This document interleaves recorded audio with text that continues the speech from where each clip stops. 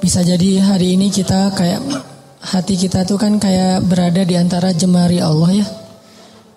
Artinya buat Allah ngebolak-balikin hati kita tuh seringan kita ngebolak-balikin bola pingpong, bola tenis meja. Gampang banget, cuman dengan 2 jari doang. Beda banget kan kita ngebolakin hati si dia tuh udah berdarah-darah gak balik-balik ya. Kita tuh udah berdarah-darah, udah keluarin modal habis, mobil jual, segala macam dijual, sampai ngutang kemana-mana, hatinya gak berbalik. Kenapa? Karena yang megang hati dia tuh bukan kita. Kalau buat Allah ngebalikin hati itu gini doang. Di antara jemari Allah. Ini bukan masalah Allah itu punya jari ya. Karena laisa kamitslihi syai'. Jangan dianalogikan punya jari kayak makhluk, itu nggak boleh. Cuman di sini semacam permisalan betapa mudahnya buat Allah ngebolak-balikin hati orang. Orang yang mungkin nggak pernah kebayang dia bakalan masuk Islam, yang kebayang oleh yang lain tuh dia bakalan mati dalam keadaan memusuhi Nabi itu, malah ternyata dengan mudah Allah balikan hatinya. Justru di hari ketika dia pengen bunuh Nabi. Di hari ketika dia bawa pedang tanpa sarung. Kalau bawa pedang pakai sarung tuh masih labil. Bunuh gak ya, masukin lagi, keluarin lagi kan ya. Ini gak pakai sarung, artinya udah mantap banget nih pengen bunuh Nabi. Gak akan dibawa pulang tuh pedang, kecuali ujungnya udah berdarah. Di hari ketika dia pengen bunuh Nabi, di hari itu juga Allah tunjukkan keajaiban. Allah tunjukkan kebesarannya. Allah gak mau bikin Umar masuk Islam pas lagi normal. Itu gak keren. Ceritanya tuh kurang klimaks. Ini pinter hebatnya Allah ya. Allah kan maha hakim, bijaksana banget. Bikin cerita tuh yang kalau ditonton, diceritain, dibahas tuh enak gitu. Kalau terlalu garing, flat kan agak-agak gimana ya, bosan ya. Kayak ada film yang thriller gitu tentang pembunuhan. Udah udah 2 jam kita nonton, belum jelas ceritanya kan gak enak nih.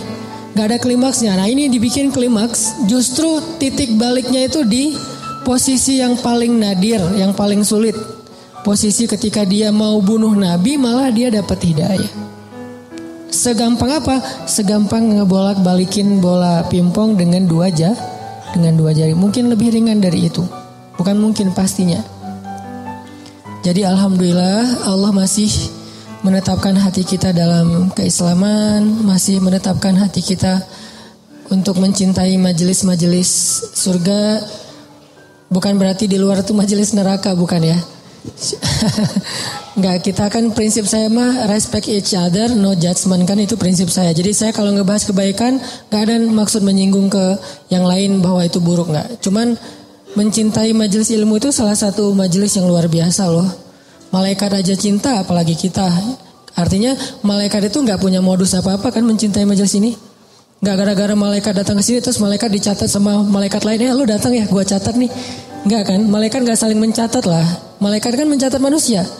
Kalau malaikat saling mencatat kan ntar jadi ada transaksi gitu. Lu catat gua, ntar gua balas catat lu. Saling mencatat gitu kan. Berapa? 10. Udah tambahin deh nolnya. Kan 0 doang jadi 100 misalnya. Gak ada malaikat saling mencatat amal malaikat. Malaikat itu mencatat kita. Jadi gak ada modusnya malaikat datang ke majelis ilmu itu kecuali karena memang majelis ini emang baik. Malaikat itu nge-like bukan karena pengen di fallback sama kita. Gak butuh malaikat fallback dari kita. Kita yang butuh fallback dari malaikat. Apa untungnya malaikat di fallback sama kita? Gak nguntungin kan, biasa aja. Karena followersnya udah banyak. Jadi nambah 1-2 dari manusia tuh kayak gak ngaruh gitu. Kalau kita penting banget di fallback sama malaikat. Kenapa? Karena malaikat kalau nge-fallback itu pasti komennya itu kebaikan. Allahumma firlahu warham. Itu komennya malaikat. Ya Allah, ampuni dia, rahmati dia, ampuni dia, rahmati dia. Jadi nguntungin kita. Malaikat yang gak punya kepentingan apa-apa, gak modus ngapa-ngapain, gak ada keinginan apapun, cinta dengan majelis ilmu, apalagi kita yang memang bermodus. Dan modus kita kalau karena Allah insya Allah namanya ikhlas.